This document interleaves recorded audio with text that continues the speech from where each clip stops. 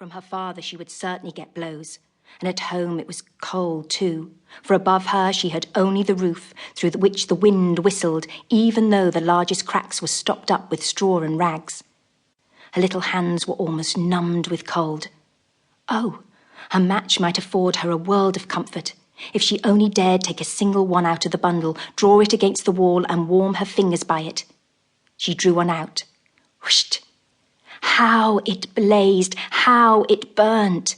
It was a warm, bright flame, like a candle. As she held her hands over it, it was a wonderful light.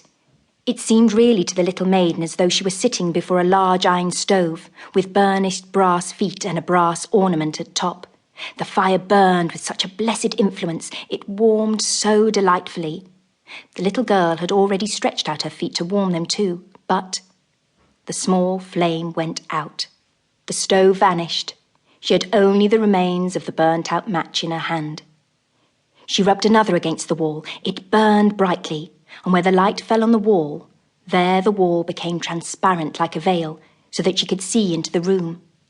On the table was spread a snow-white tablecloth. Upon it was a splendid porcelain service, and the roast goose was steaming famously with its stuffing of apple and dried plums.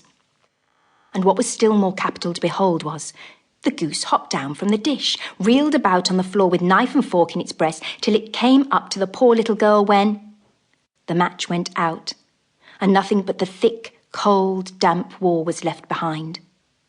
She lighted another match. Now there she was sitting under the most magnificent Christmas tree. It was still larger and more decorated than the one she had seen through the glass door in the rich merchant's house. Thousands of lights were burning on the green branches, and gaily coloured pictures, such as she had seen in the shop windows, looked down upon her. The little maiden stretched out her hand towards them when the match went out. The lights of the Christmas tree rose, higher and higher. She saw them now as stars in heaven. One fell down and formed a long trail of fire. "Someone is just dead," said the little girl, for her grandmother, the only person who had loved her, and who was now no more,